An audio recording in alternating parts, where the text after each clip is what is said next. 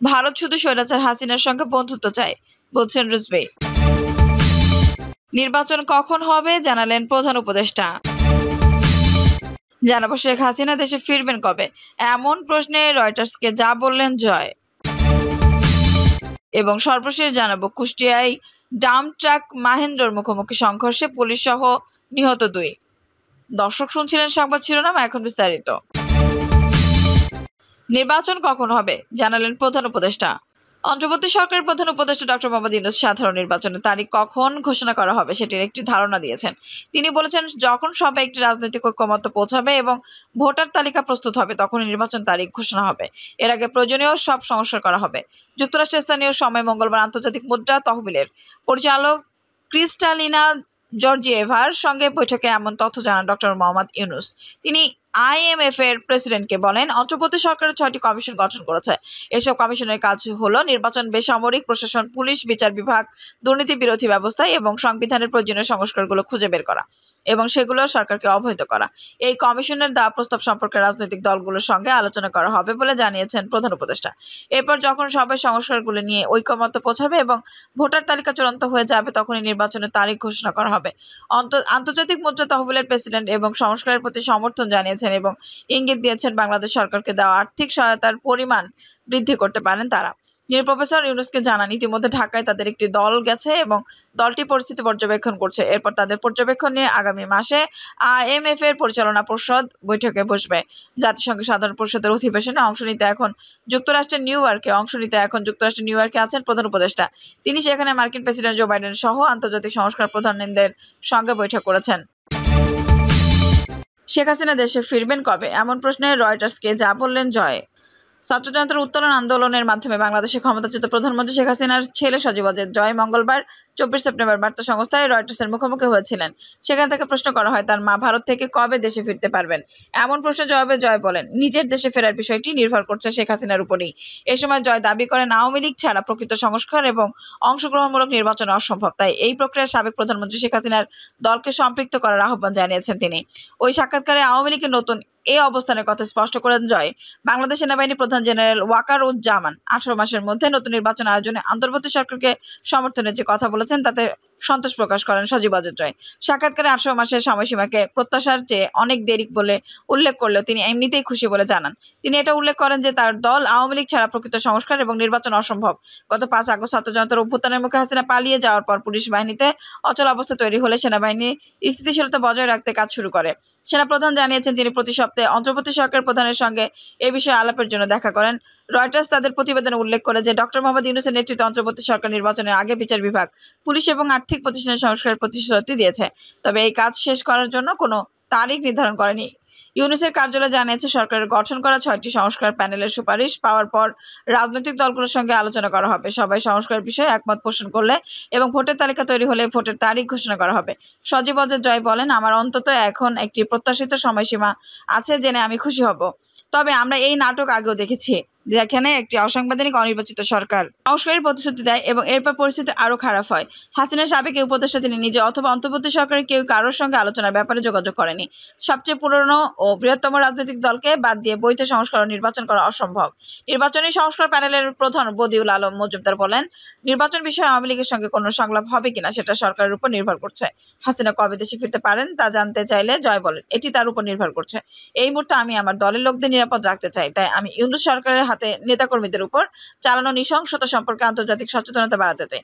August মাসে পালিয়ে যাওয়ার পর থেকে হাসিনা নয়াদিল্লিতে আশ্রয় নিয়েছেন। আওয়ামী লীগের আরও অনেক সিনিয়র নেতাকে হয় গ্রেপ্তার করা হয়েছে অথবা তারা নিজেরাই আত্মগোপনে চলে গেছেন।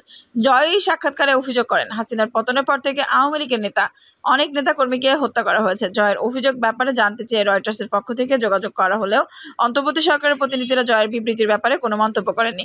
এদিকে নির্বাচনী সংস্কার প্যানেলের প্রধান বদিউল আলম মজুমদার বলেছেন, পর্যালোচনা করে 3 মাসের মধ্যে সুপারিশ করা হবে। তিনি আরো বলেন, আওয়ামী লীগের সঙ্গে সংলাপ করবে নাকি নির্বাচনের সময় নির্ধারণ করবে সেটা সরকারের উপর নির্ভর করছে। গত মাসে ওয়াজেদ রয়টার্সকে বলেছেন যে হাসিনা নিজের দেশে বিচারের মুখোমুখি হওয়ার জন্য প্রস্তুত এবং আওয়ামী লীগের নির্বাচনে লড়াই করতে চায়। শিক্ষার্থীদের একাংশ যারা বিদ্রোহের নেতৃত্ব দিয়েছিল তাদেরও এমন দাবি। শেখ হাসিনা কবে দেশে ফিরতে পারেন এমন প্রশ্নের জবাবে তিনি বলেন, এটি তার উপর নির্ভর করবে। এই মুহূর্তে আমি আমার দলের নেতাকর্মীদের নিরাপদ রাখতে চাই, তাই আমি ডক্টর ইউনূস সরকারের মাধ্যমে তাদের উপর চালানো নৃশংসতা সম্পর্কে আন্তর্জাতিক সচেতনতা বাড়াতে চাই। ভারত শুধু স্বৈরাচার হাসিনার সঙ্গে বন্ধুত্ব চায় বলছেন রিজভী। ভারত বাংলাদেশের জনগণের সঙ্গে নয়, তারা শুধু স্বৈরশাসক হাসিনার সঙ্গে বন্ধুত্ব করতে চায় বলে মন্তব্য করেছেন বিএনপি সিনিয়র যুগ্ম মহাসচিব রুহুল কবির রিজভী। রিজভী বলেন, তারা আমাদের মধ্যে বন্ধুত্ব চায় না, বন্ধুত্ব চায় শুধু শেখ হাসিনার মতো একজন ভয়ঙ্কর রক্ত পিপাসু স্বৈরশাসকের সঙ্গে। বাংলাদেশের জনগণকে ওরা পছন্দ করে না।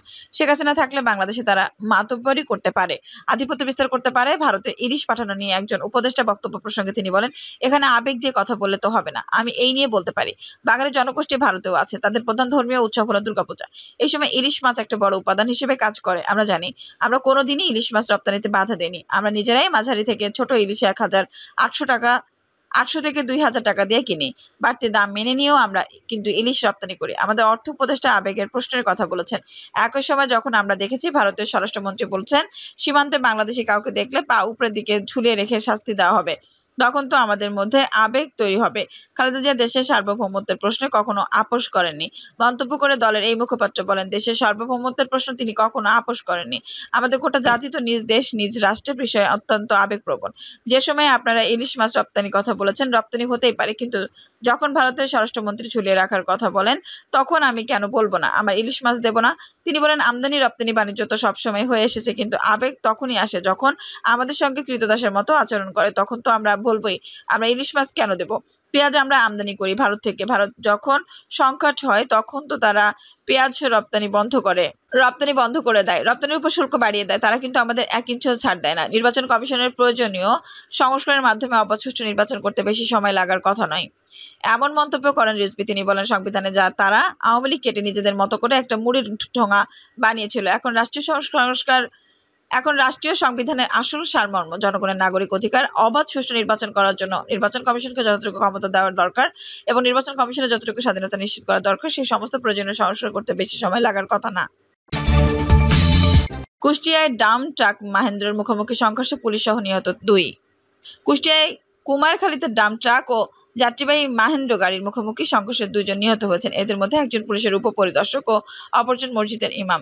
এ ঘটনায় আহত হয়েছেন আরও 7 জন। তারা 250 শয্যা কুষ্টিয়া জেনারেল হাসপাতালে চিকিৎসাধীন। নিহত হলেন কুষ্টিয়ার দৌলতপুর থানার এসআই শহীদুল ইসলাম। অপরজনের নাম মনির হোসাইন। তিনি উপজেলার সতকি ইউনিয়নের ঝাউতলা এলাকার বিল্লাল হোসেনের ছেলে। মনির ইসলামী বিশ্ববিদ্যালয়ের ছাত্র এবং হাফেজ ছিলেন। পাশাপাশি কুমারখালী তেবাড়িয়া 3 গম্বুজ জামে মসজিদে ইমামতি করতেন।